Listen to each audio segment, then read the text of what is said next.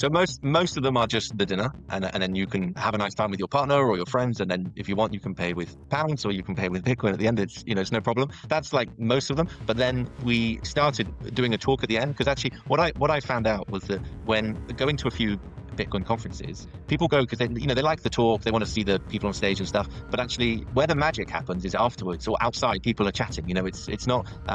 It is good to listen to the content, but actually, the bit that I enjoyed the most, and I thought other people enjoyed the most, was actually the conversations between other Bitcoiners. Because maybe you can resonate, but I know that if I bring up Bitcoin with my friends, they just switch off. I don't even bring it up anymore because they think you're mental or nuts. And so actually, when you meet someone else who you don't have to explain your worldview, you don't have to go through all of well, what is it? Why do you believe in all this kind of stuff? You can then just have really good conversations about anything. It doesn't really matter, but you're kind of coming from a point where you don't have to explain that first awkward bit, and so you could just relax and enjoy yourself. And so I was like, well, actually, if I can do an event where other Bitcoiners can come, and maybe it's a bit like a meetup, but it's a bit special. So there's dinner, so they can bring their wife or their other half, because they'll have a nice night, and actually they can just relax and have some good conversations. And I thought, well, if I can anchor it with a talk, and so we did one, and it sold out pretty quickly, and people came from all over the place. One guy came from Central America. He was visiting his mum, but he booked it, and I was like, okay, fine, why not? And he actually grows coffee, and he messaged me and said, hey, I'm coming. If I give you some coffee, will you use it on your menu? I was like, yeah, of course, bring it on.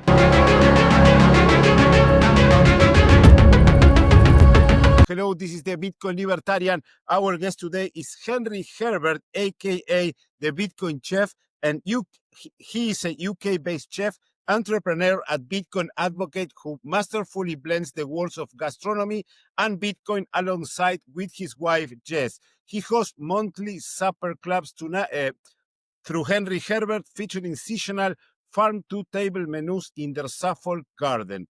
Think like just blooming dahlias and dishes like venison Wellington. But Henry's true innovation shines in his Feast plus Bitcoin concept, intimate communal dinners where guests feast on exquisite meals while diving deep into Bitcoin discussions, all while happily accepting sats as payments. He co-hosts the Healthy Bit podcast, exploring how nutrition and wellness fuel long-term Bitcoin sovereignty, with a background in baking and a passion for regenerative health.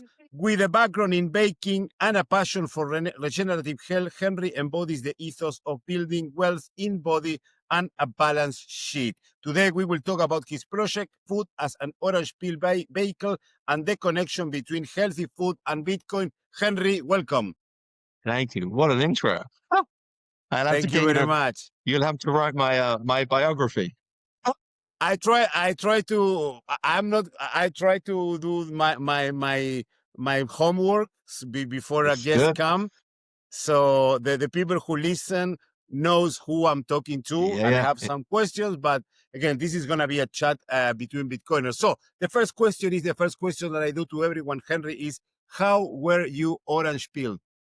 Oh, well, I kind of orange pilled myself. I bought a little bit of Bitcoin, and also a bit of Dogecoin, 4 years ago, and then only a very small amount. But I decided to do a bit of research, and I found that Dogecoin is a joke. It was made as as a bit of fun. So I quickly decided this was not where I wanted to put my money. And then I started doing a bit of research on Bitcoin, and I couldn't find a website or anything. But what I did find was lots of very clever people talking, saying this was a bit different. And so I was intrigued. So I did a bit more reading, and then started listening to some podcasts. And within maybe 2 weeks, I was a full-on Mexi. I think I was ready for it. I was looking for something, and then it presented itself, and then that was it. I just fell straight down that rabbit hole. And once you're down there, it's hard to come back. No, we always say we most of the Bitcoiners, we have a past on shitcoins. When you leave the shitcoin past and you want go all in on Bitcoin and you go into the rabbit hole, it's impossible to go back. I know a lot of shitcoiners that stopped being shitcoiners and became Bitcoiners, but I don't know any single Bitcoiner that stopped using Bitcoin and became a shitcoiner. So, and tell me, how did you started this Bitcoin Chef project? Well, I grew up in a family business.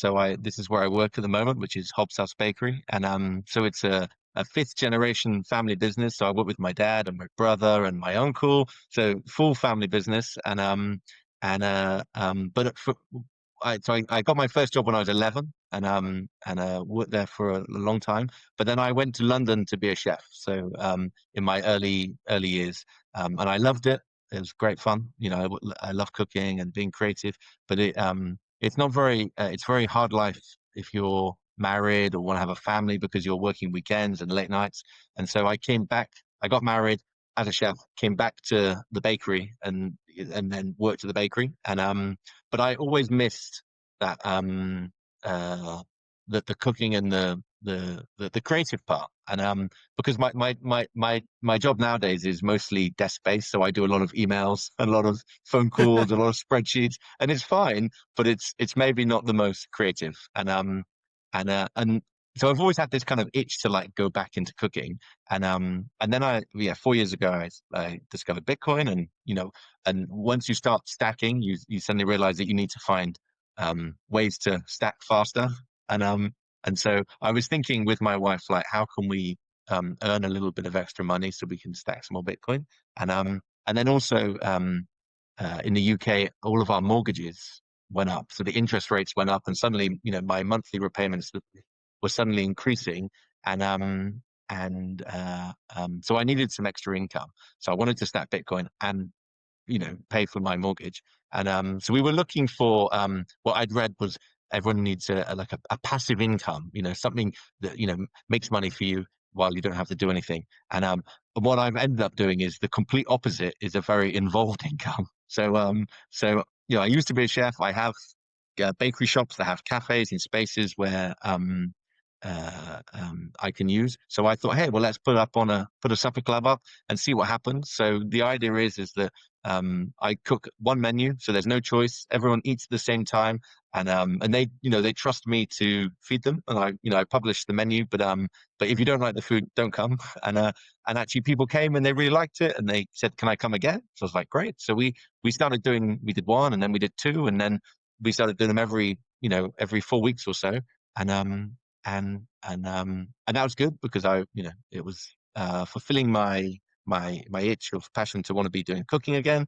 I have young children, so mostly we're just cooking kids food at home, and so it's nice to buy like really good ingredients and put some time and effort and Yeah. make it really special. So I really love that, but I'm only doing it once a month, say. So it's not like every day. It's just that it's very busy and then it stops, and then it's very busy and then it stops.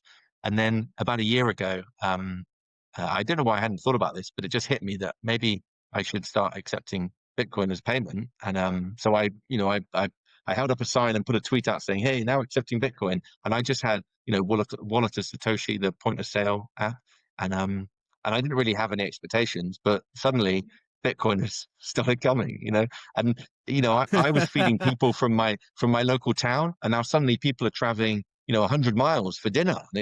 My wife was like, "Who are these people? Like, why are they coming?" You're like, "I'm a good cook, but I'm not that good. Like, I wouldn't travel 100 miles for my food." And but suddenly people are coming and making a weekend of it, kind of thing. And yeah, and it's just that was a year ago, and then it's just grown and snowballed, and now I'm talking to you.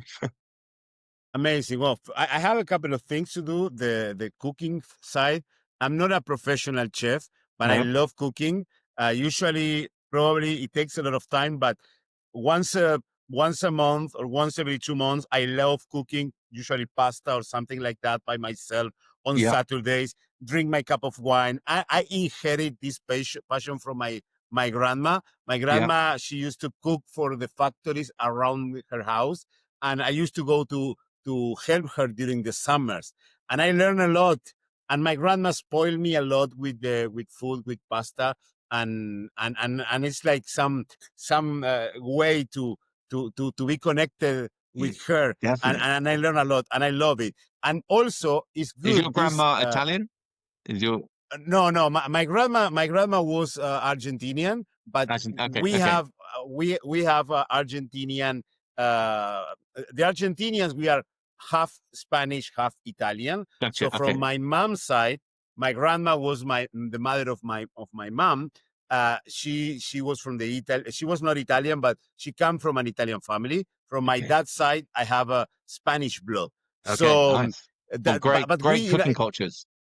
in Argentina, we are accustomed to eat more Italian food than Okay. Spanish food. For Gotcha. example, we don't eat paella and all this kind of food. So, but I don't want to divert. So you find out that where people traveling to eat your food, and Yeah. that's what happened with Bitcoiners. I think that when you we accept Bitcoin, we try to go and support and have this Totally. experience of buying Bitcoin. And after that, nowadays this monthly dinner that you prepare is only for Bitcoiners, or you also accept people that pays with Anyone. fiat?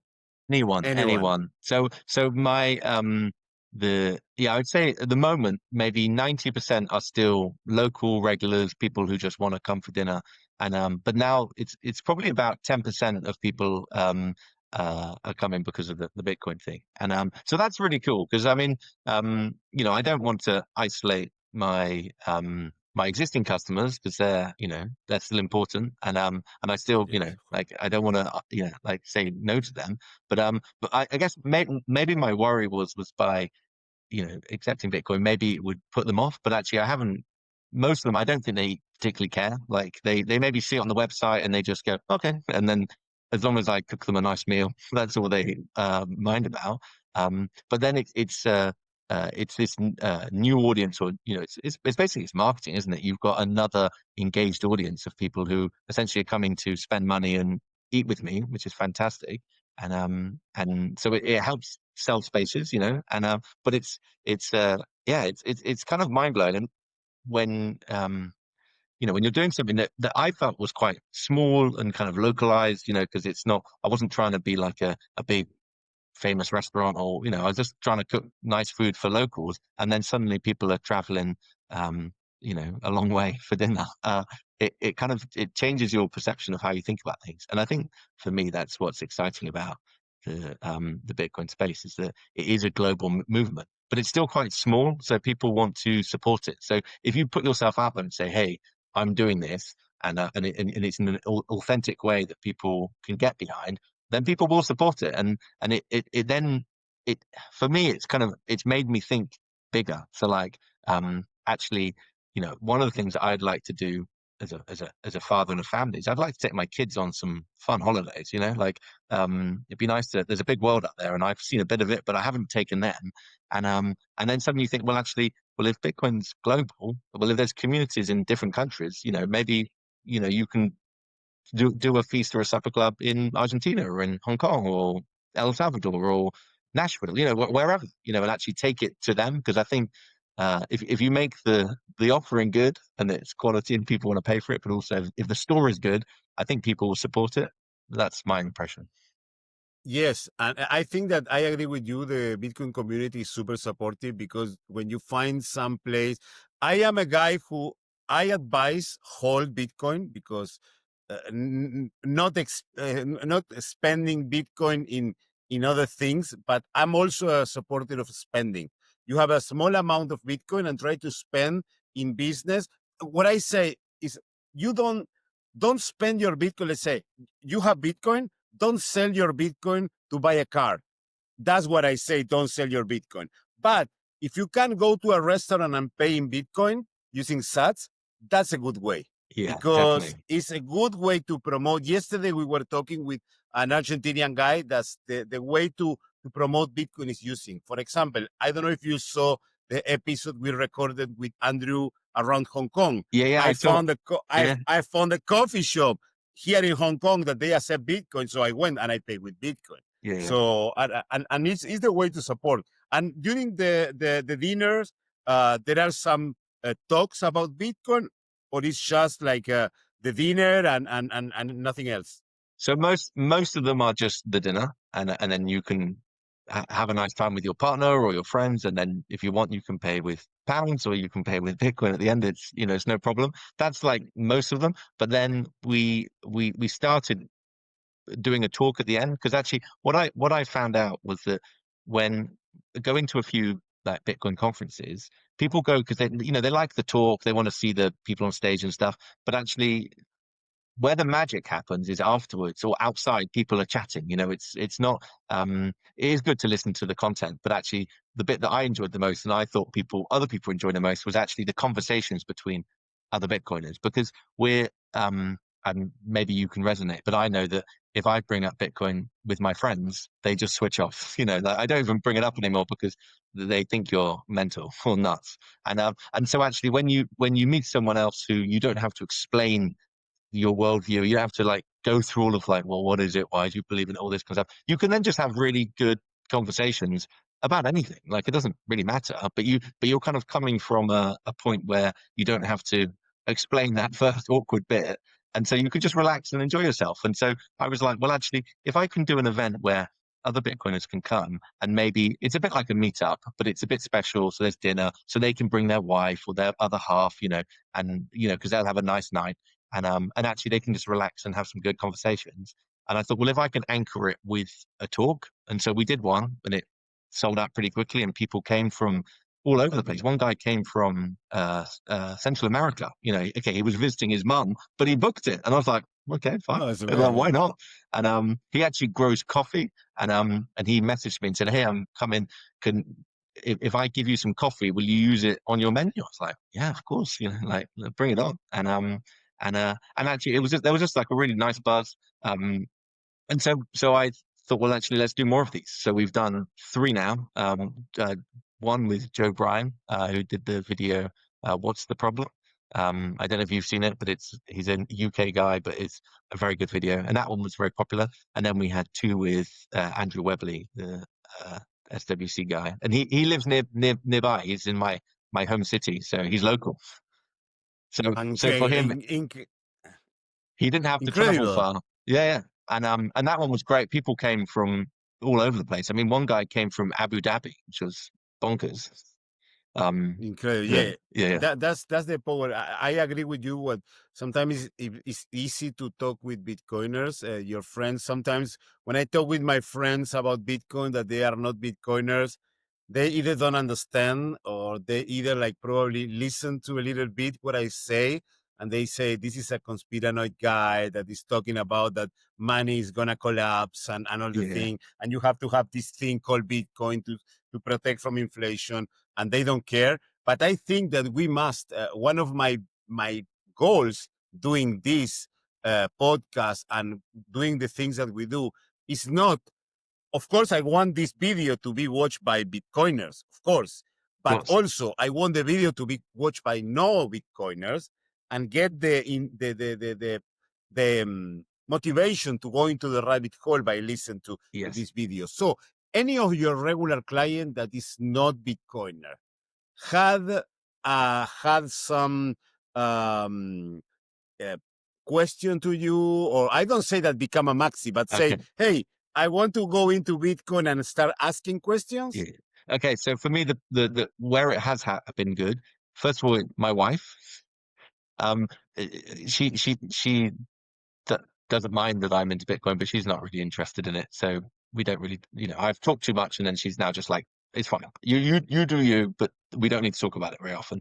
And but in doing the events, because she's now met people, and she's like, oh, they're not just like weirdos from the internet. They're actually just normal people who are nice. And so for her, it kind of normalized it. So, and she had conversations and like, oh, they're nice people, and actually I think that kind of removed a bit of the kind of the mystery around it, because obviously for me, I'm Yes. on, Telegram or on Twitter, and it's a little bit like, chatting to my internet friends who may or may not be real.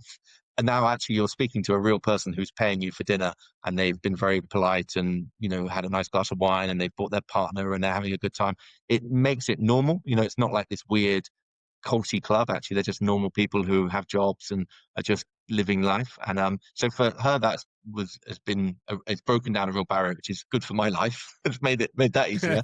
Um, but then also for the staff, so I have like waiting staff, and we always we get tips. We just share it with the staff, and so I put on the Bitcoin ones, I put a little QR code with a wallet saying, hey, there's some tips.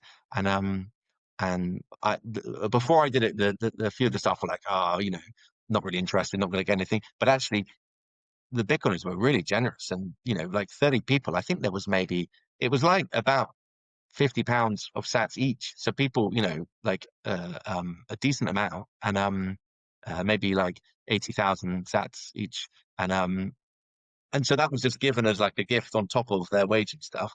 And I think a few of them were like, oh, that's not normal. Like people don't normally, they might give you, £5, but not £60. That's quite a lot. And so that's been really positive. So then, you know, um, when we've done other events, they're like, oh yeah, the Bitcoiners, they're good. They're the generous ones. So that's good because they're people who I work with and I care and I talk to them about it. But uh, and it's, I guess, that's helped. I think in terms of my other customers, few of them have said like, oh, what is this thing? And I guess it's like a touch point, isn't it? Like, it's a point of reference. I'd be lying if I said that I've had, a customer who's now, switched over. But what it has done before I was accepting Bitcoin payments, I was, um, a silent observer. I was listening to podcasts, I was stacking sats, but it was all inwards. There was nothing projecting out. And as soon as I started taking payment, well, now I've put myself out there. So now I'm engaging with not only with the technology, but with the people around the ecosystem. And the whole thing has become much more alive and real. And I think for me, um, yes, we should stack our sats and we should try and, build for a better future and retirement, all that kind of stuff. But also we should interact with the currency, and we should use it as money because it's I think like you said at the beginning, like don't buy your car, but go buy some coffee because it does, That's the it point. does change how you think about it. And I think for me it's been a real positive. Like I feel much more relaxed about the whole thing now, whereas before I was maybe a bit tense and kind of I think if you don't talk about things you can go a bit crazy, so it's good to be out there No, and no. just interacting with people, and also and being authentic with, if it is just money, well, let's make it normal. Yes, of course. I like the point. One of the good points that you are doing is that you are mixing Bitcoiners with no Bitcoiners. Because one thing is, if you do a meetup of only Bitcoiners, of course we are gonna talk about Bitcoin, about a lot of things. We can discuss about treasury companies. We can discuss a lot about things, but the knowledge is among us. Like we are all Bitcoiners. Nobody is gonna be orange pill. But the first point, and I like what you said, that your wife started to see Bitcoiners not as whale people. So because probably the no coiner has this vision that we the Bitcoiners, and especially maxis, and especially toxic maxis like me, that we are weirdos, internet people. We don't have any other Criminals. probably, or Yeah, there's yeah, any other interest outside the computer. So when you start seeing that we are normal people, we are regular people living our lives, doing what everyone do. We like going out. We like football. We like food. Uh, they start saying, okay, so it's not so weird, this yeah, Bitcoin thing. totally. We are just normal. That's why I like to start the podcast asking the question of how were you on spiel, because I want to show the people who is not into Bitcoin that we are just normal people like Yeah, yeah, them, that one day we enter to the rabbit hole and discover this totally new world. And of course, probably there are not going to be people on a spiel directly, but you put the word in their heads. You it's put the like planting a Bitcoin word seed. in their Yeah, yeah, heads. yeah, yeah, totally. That's the point. You plant a seed in Yeah, their yeah, yeah, heads. yeah, yeah, Sooner or later, and they're gonna say, "Oh, this Bitcoin." I've been in this meetup eating with Henry and a lot of people that were using Bitcoin, and they were not weirdos. They were not criminals. So maybe I can start studying a little bit about that. yeah, yeah. I don't That's know. the That is in my wife. She's very clever, very switched on, and she's always thinking about what's the next opportunity. How do we do something with this? And for her, she sees the space as being quite like masculine. You know, a lot of money talk is about men, and you know, a lot of Bitcoiners are men, and obviously there are lots of really great women in there, but it's predominantly men. And so she's kind of seeing this as like, well, actually, you know, this if it's for everyone, we need to find ways to uh, converse with the ladies, you know, and how do we do that? And so for me, I'm like, well, it's much better you doing that than me because you're a lady, like, and so her observation of, you know, of these events was like, actually, it's a much more gentle way of introducing people to it. It's not like, hey, come to some tech conference where you're going to get talked about all these jargon words and, you know, MNAV and whatever, you know, and cold storage and stuff that just goes over their head. But actually, it's a you can put an event where it's just people, it's just real people having conversations, and it doesn't have to be about Bitcoin or not. But it just like normalizes the whole thing. It's a more kind of gentle approach, and I think, you know, my impression of when I've tried to orange pill people, it doesn't work. Like, you just, you know, if you just tell people stuff, they either just shut down, or like if they're not ready to hear it, then they don't want to hear it. You know, you have to, and so kind of evangelicalizing onto people doesn't work. I haven't found it to be effective. So I think for me, the only way that I can do it is just to live it and be authentic and be like, well, this is what I do, and I can be open about it and talk about it, and I'm not expecting you to join, but like you can just see that this is how I do it, and other people may have different interpretations, and that's fine. But then if people trust me because they trust my food, they trust me as a person because they know me, then maybe they'll be a bit more, you know, when they read something in the paper or they hear it from another source, they might be like, oh, that doesn't align with how Henry lives his life or how Henry does things. Like, that's not, you know, it's like an alternative viewpoint, and then maybe maybe makes them go, oh, well, maybe I should dig in here, or maybe ask some questions. I don't know, like, I'm not putting pressure on myself to like No, no, be this kind of like, you know, delivering the good message or whatever. Just live my life. no.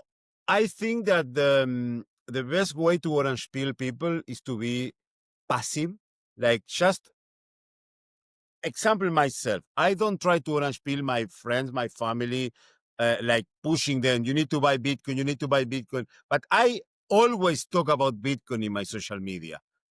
Nowadays, I'm not. I'm only on Instagram. I have probably you follow the Bitcoin Libertarian Instagram. That is the Instagram for. But I have my personal Instagram. Yes. So, but I always in my personal Instagram, I always put some stuff about Bitcoin. So I share the podcast episode. I share a picture of I am Argentinian and I drink this mate tea, you know, the mate. And in the bottle where we put the hot water, I have stickers of Bitcoin, and people knows that now, for example, I'm gonna be speaking at a conference in Buenos Aires, and I'm starting sharing that if you want, I have a code for a 30% discount.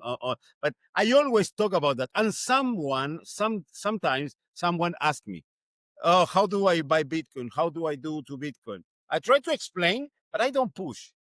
And this is the best way, because if you are pushing the people, it looks like you're in a cult, like this MLM calls that you find a friend and they say, okay, I have these shakes that changed my life. Come to a meeting. No, no, no. I just talk about Bitcoin. I wear t-shirts that say something related to Bitcoin.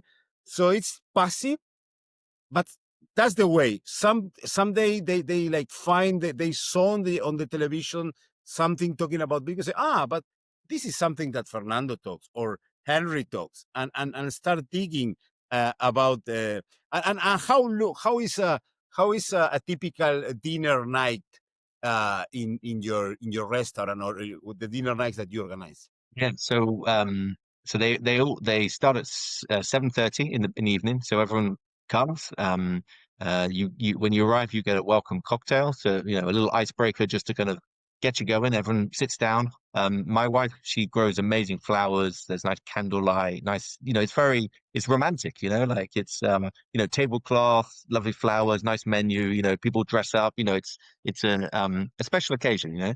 And then I come up and do a little talk, not for too long.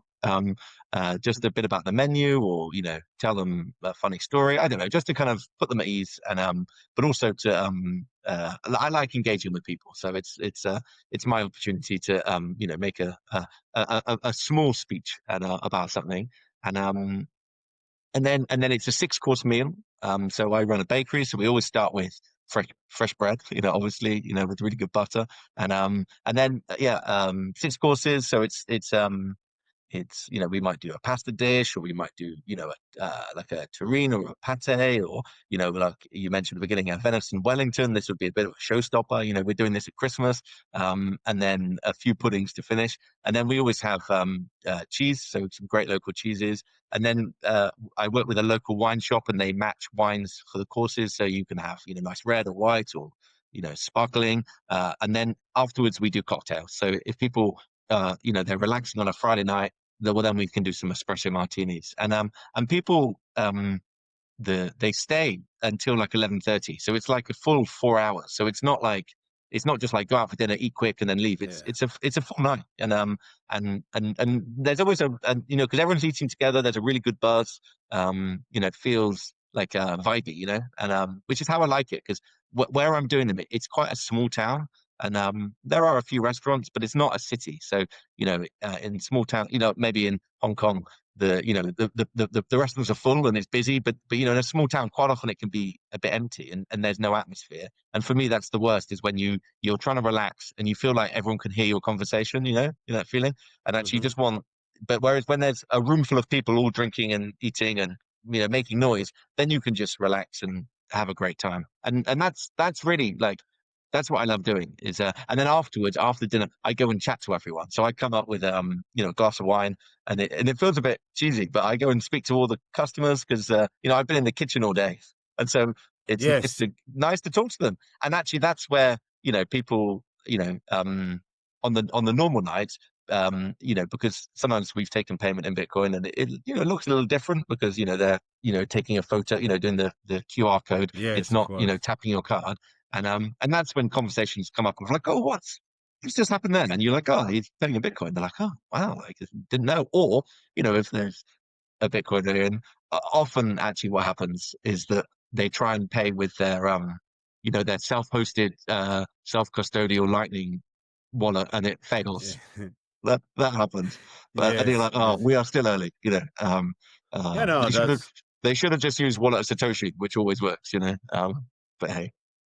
we are still early. And do you also accept Bitcoin for your bakery shop, Not yet, or no. only for the dinner? Just for the dinner. Yeah. So the bakery is a family business, so it's yeah, I'm working on it, but it's it's a long road, but that's fine. We've got time. It's very difficult yet to and where are you? Which is your city or your We're so, town? we're based in the southwest of England, so our main city is Bristol, but we are just outside. But yeah, we're about maybe 2 hours from London, but to the west. It's a beautiful part of the world. It's an area known as the Cotswolds, and so if people come tourists come to the UK, London, the Cotswolds, maybe the Lake District. These are like the kind of the tourist hotspots. So it's very beautiful. The king he has his country house maybe 5 miles from our bakery, so it's a nice part of the world. Oh, And yeah, nice. I never been. I've been in the UK twice. okay, The two times I went to London, and I just did a short trip to Manchester to okay, watch okay, football, and yeah, I went to Wimbledon to watch tennis, but yeah. I didn't went Which football? United or City?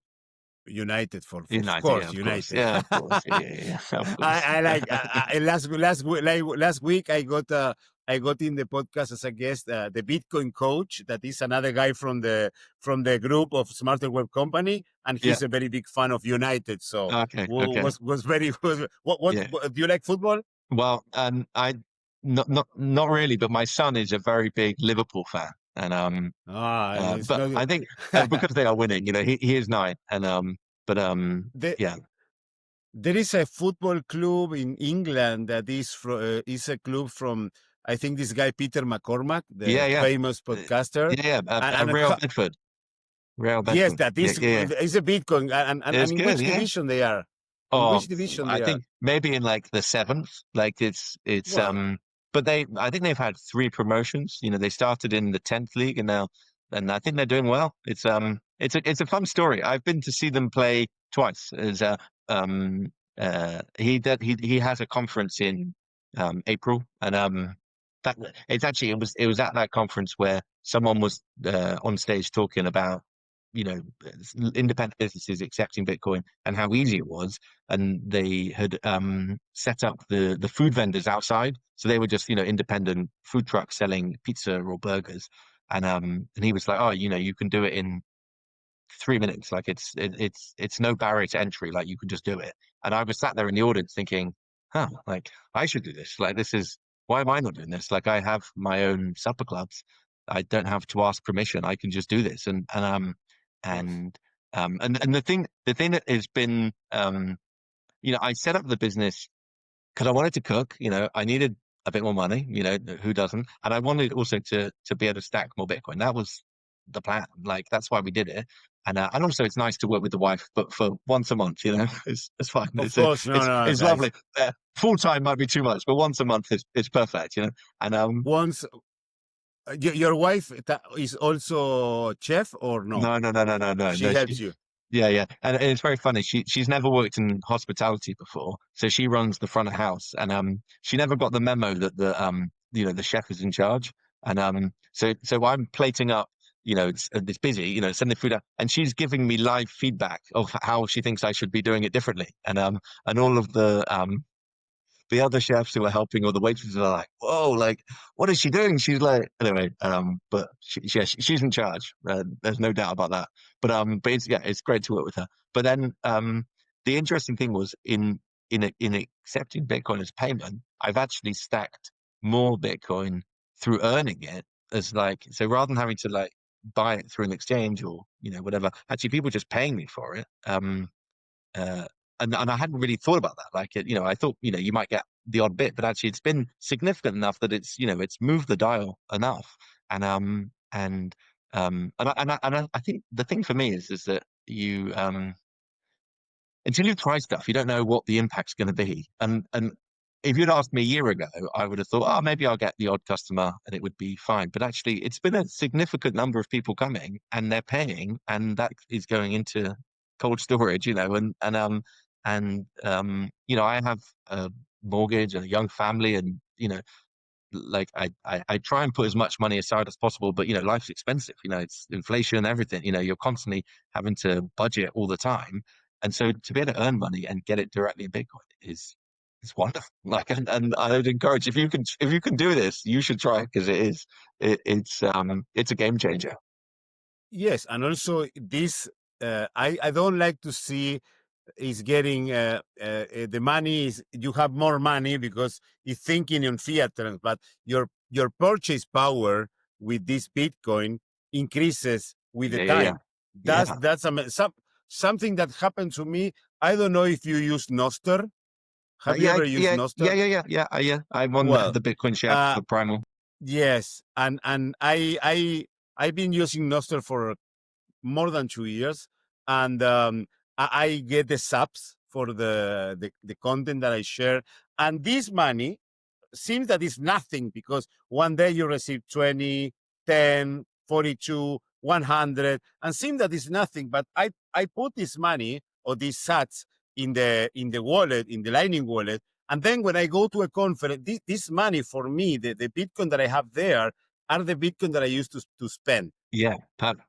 Because for me is this I got like I want to do the circular economy with that. I got this from Noster, so it needs to be used in the community. So and every time I go to a conference, when I see a place, I pay with the sats that I Yeah, collect from Noster, and even it's getting more with the time, and I like always to compare because I train martial arts.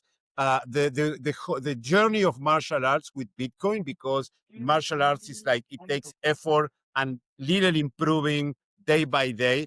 But yeah, I think, and as an amateur chef, because I'm 100% amateur, that being a chef is the same because you improve day by day. So, yeah. do you have any connection with between the proof of work of being a chef and the proof of work of Bitcoin?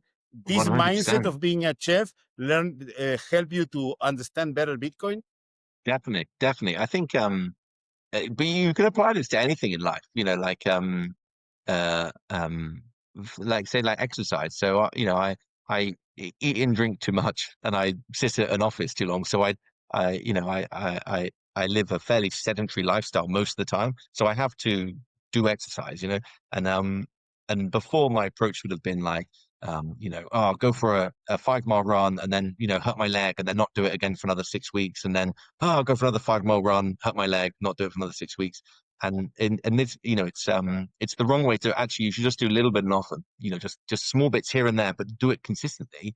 And then over time, it's like compounding interest. Like you don't notice it at the start, but then it really accelerates. And suddenly, 6 months later of just doing little bits all the time, you suddenly feel, oh, actually, I'm fitter. I feel better. I'm healthier. I'm better at cooking. I'm better at martial arts or whatever it is. And it's that kind of and that is the ethos of Bitcoin, isn't it? It's just, it's not, you don't have to do these great big grand gestures. It's actually just start small and just keep chipping away at it and be consistent, and then you'll look back and be like, wow, like this is now like there's material difference here. And um and and it, but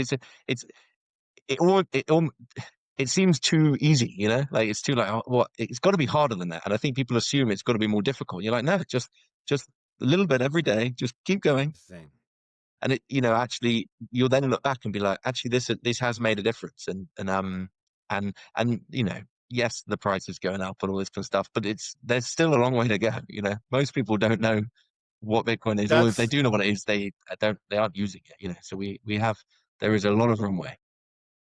Yeah, I think that you nail it, because when the small people don't see this compound effect, that's one of the point. And I had I used to do an episode in Spanish where I was explaining with a calculator how, if you say, probably if you start working in your 20s, if you start to work in your 20s and you save probably $20 a month on Bitcoin for 40 years, when you retire, you will be millionaire.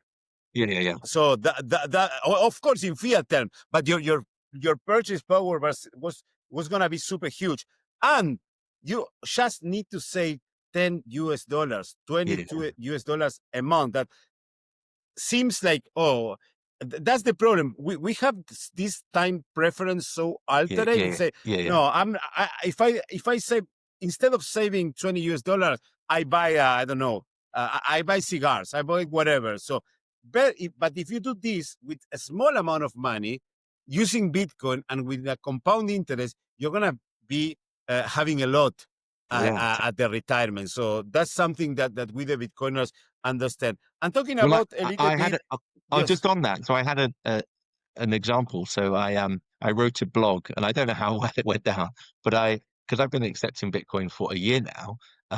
Now my prices are £60 a dinner. So it's let's probably $70 maybe. Yeah, about £60. And but it was £55, and I had to put my prices up because the costs were going up. But mhm, I wrote an email to all of my customers to say, hey, the price is going up. This is because of wages, and ingredients, and electricity, all the usual stuff. But then I also calculated how much it had gone down in Bitcoin, yes, because of obviously course, the price had gone up. So I was like, actually, it's over 50% cheaper if you pay in Bitcoin. And obviously all of the Bitcoiners were like, great, dinner's cheaper, because life is becoming more abundant and cheaper for them in Satoshis. of But for course. everyone else, it was getting more expensive. And so you've got this like, and I think that's a real like mind shift. And I think it took me a few years to get to that thing of like, no, life isn't getting more expensive. Life is getting cheaper when you're measuring it against something that isn't inflating.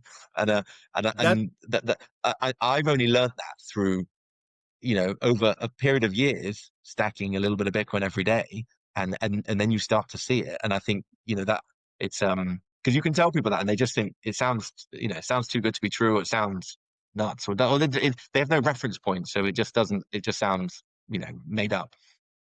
that is the nature of this, something that seems needs to be natural. Mm.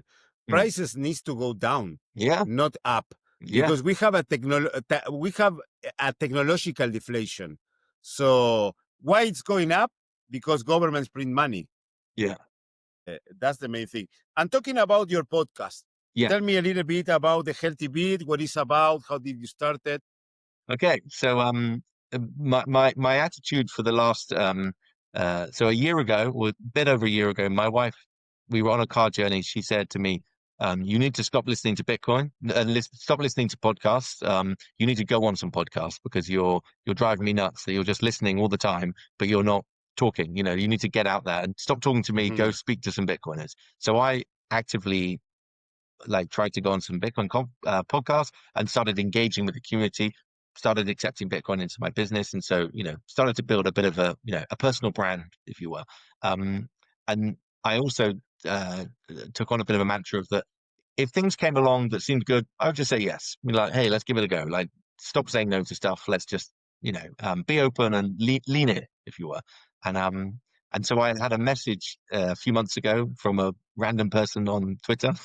They were anon, so I couldn't see their face. But we had been messaging, and he just said, "Can I phone you? My wife has an idea."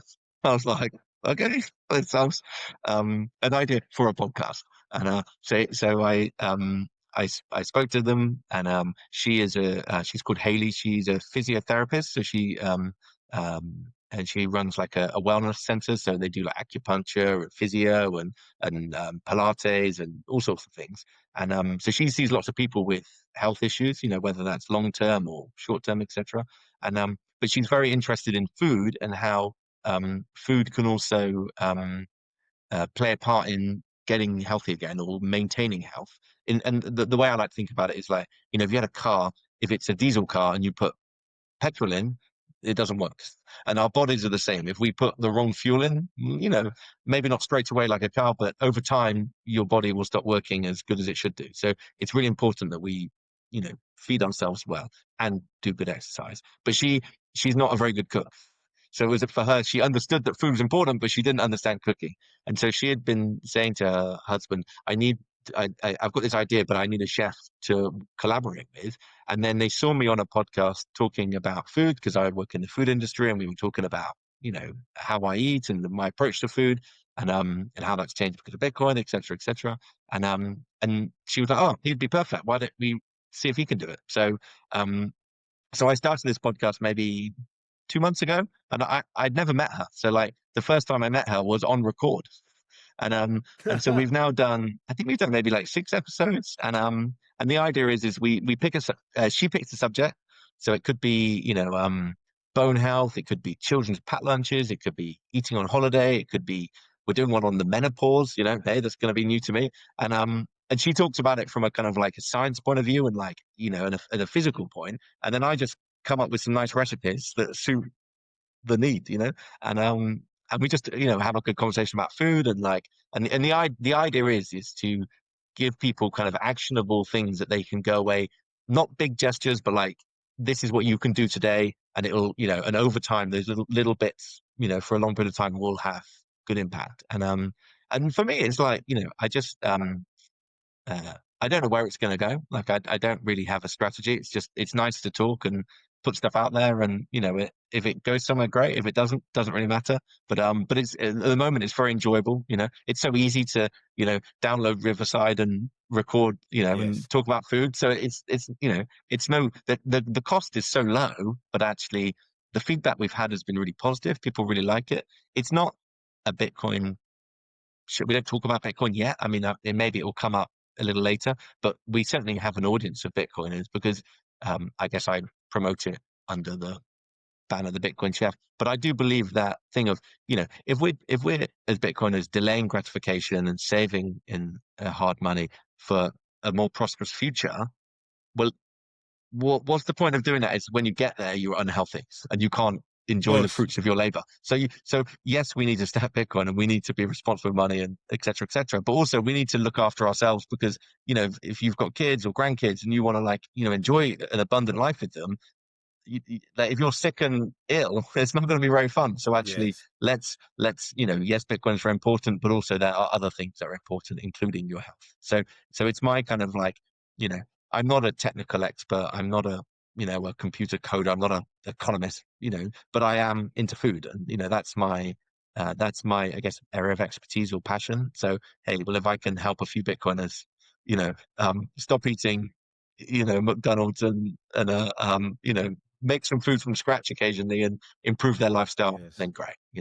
But Yes, and I always say that Bitcoin is the Bitcoin rabbit hole has a lot of different rabbit holes inside that yeah, all the aspects of your life you can connect to Bitcoin. And as you said, you maybe are not an economist, you are not an engineer, you're not a coder, but you have a passion, you're a chef. So you can talk about Bitcoin from yeah, the food perspective. So exactly. that's amazing. That's what Bitcoin, the magic of Bitcoin. And we have this, when we are Bitcoiners, we have this need to talk to others about Bitcoin.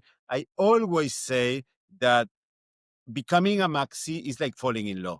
It has all the stages, and I will talk about this in Buenos Aires. In nobody's listening in English, so there's gonna be in Spanish, but I will talk about that because this process of being a maxi, and at the other side, all the Bitcoin maximalists, all the Bitcoiners, we share the same values, no matter what, where you've been born, your background, how did you grow. Every Bitcoiner that I talk, we at the end we share the same values. It's amazing. It's incredible how this connection of Bitcoin is like the Bitcoin network is like this. Did you see the movie Avatar? Yes, The first one, that yeah, they connect, that there was some I think it was called Aya, that yeah, yeah, connect all the living organism around the world. Well, Bitcoin is something like this. And I yeah, don't want to I don't want to start talking about that because I will be speaking a lot, and you have to leave. So I want to ask a few more questions. yeah. The first one is, how do you see what are the future plans for Feast plus Bitcoin? Are you planning to keep doing like it is now, or or are you planning to add some extra Bitcoin only organized meetups or something like that? It's a good question, and I have a lot of ideas and plans with my wife. We talk about it a lot, and some will happen, some won't happen, or they may happen next year or whenever. So what I would like to do is I'd like to continue doing the feasts because they're a lot of fun, and bringing the Bitcoiners in. We will do more with a talk. I think it's important to get the right speaker because the pool of Bitcoiners in the UK is quite small. Like it's not that it's still quite a small network of people, and so to do too many events would exhaust my people. Maybe they might come once a year, Yes, but they're not going to come 10 times a year. And yes, because it is expensive. It's a treat. It's not just like going to the pub or for a drink. It's a full evening, and so I think I'll have to kind of balance and just gauge that and feel as we go. But I think the thing for me that is maybe more exciting is that I'd like to look at the possibility of taking it on tour. So go to a community, and that could be in the UK, that could be in parts of England, or it could be in Argentina or wherever, and actually and maybe do it as like a collaboration with a hotel or a venue that is kind of Bitcoin friendly, and then you engage with the local community to get them to come together. I'd love to do that, and if I can do one of them abroad next year, that'd be great. I mean, if I could do it full time, wonderful. But that's not reality. It's probably small steps, but that's what I'd like to do. I'd also like to, with my wife's idea around how do we bring more women into Bitcoin. I think there's something interesting there because it keeps my wife engaged, which as a husband is helpful if she's on board. And I do think that that's an interesting thing. So we're thinking about maybe doing a meetup or something in our local area that is not just for women, but something that has a more kind of feminine angle. And I don't quite know how that manifests yet, but I think that'd be quite exciting. And just I think the, the nice thing with the space is you can just try stuff. Like it doesn't matter if it works or doesn't. Just like I think I'm fed up of saying no to things and actually just let's give it a go. And and um and you can if things work, don't do it again. If things work, do it. Do more of it. Doesn't work, try something different. And I think Yes. I'm quite enjoying that kind of just it's refreshing to just feel a bit relaxed and easy about it. Yes, I think that you can talk with the communities that are in Europe. You have strong communities all around Europe. Of In course, Argentina, you have a very big communities called La Cripta. Of course, in El Salvador, you have this Bitcoin country. So if you talk with the communities, I think that this idea could yeah, yeah, yeah, go could spark yeah. and make some big things. And talking about Bitcoin, well, how do you see the future of Bitcoin? Well, I'm not one for making predictions because I've made too many price predictions with my wife and they've mostly been No, wrong. no, Yeah, yeah, yeah. No, it's no, no, not about price. no, no, no, It's no. just about the future. Future, yeah. I think I guess from a UK point of view is how I can see it. It feels it feels like we're a bit behind. Like you see what's happening in America and some of the other countries. They feel like they're further ahead, and so it feels like there's a bit of catching up in the UK. The how it's portrayed from the media is fairly negative or pretty or often wrong. Like it's not often very accurate, and uh but what's been exciting is engaging with the local communities and seeing that there is this kind of like bubbling energy that like people are trying to like do stuff and make stuff happen. And I guess it feels a real privilege and exciting to be kind of part of that and like helping to just kind of whether it's inspire people or give people confidence like yeah I can do more. I don't just need to be a kind of a silent participant. I can actually I can engage with this technology in this community and help it to bubble up. So I kind of my hope is that we have more grassroots stuff because I think for me that's where people care about their communities. They care about their friends and family. They care about the people they love and who they interact with. Like most people don't really care that much about what the government's doing or what some big corporations doing. Like it's it makes the headlines and it's the big news, but actually the things that impact your life are the things that happen to you individually locally. So for me, if I can help some local people to accept Bitcoin and build up a network of people so I can go to the pub and have a chat with them. I don't have to travel an hour away to go have a conversation about Bitcoin. I can do it in my local pub. That'd be great. And that maybe seems unambitious, but I think it you only have to replicate that in lots of different places and it starts to bubble out like a ripple in a pond. It just it grows and so Excellent. that's what I'd like. Excellent. And the last question is if you had the chance to, I would say, I always ask if you had the chance to sit down, but if you had the chance to receive Satoshi Nakamoto and cook for him, her, or them, Yeah. what would you ask him, her, or say to him, her, or them? I haven't even I don't it's funny I don't really think of them as a person. I don't know because obviously they're so abstract. Um I don't yeah I don't know. I don't know if I'd want to meet them to be honest. They always they kind of say don't meet your heroes and I, the way I think about it is like it's like the wheel. Like the wheel is very useful, but no one remembers who invented the wheel. Someone must have invented it once, but we all get to use it, but we don't think about who owns it. And I kind of imagine that's what will happen with Satoshi, that they'll just disappear. Maybe it will be remembered because there's more technology to record stuff these days rather than the wheel thousands of years ago. But like yeah, I kind of in some respects yeah, I don't know if I'd want to meet them. I don't know I wouldn't know what to say. But maybe thank you. I don't know. Same, same, same. So, Henry, anything else you want to add and how people can contact you? No, it's thank you for having me on. I've never been to Hong Kong and I'd love to, love to go. And also Argentina, I have a big soft spot for your is it Francis Malman, the chef in Argentina. He does yeah, big yeah. I'd like that my supper clubs, I'd like them to end up like that, in the mountains with the snow and big burning fire and meat and Yeah. stuff and everyone paying in Bitcoin. That would be the dream.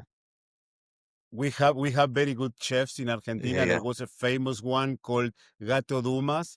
Um, but the most that I enjoyed the most when I lived in Argentina, there was a guy that he was not a chef. He was an artist. And he used to do art with crap.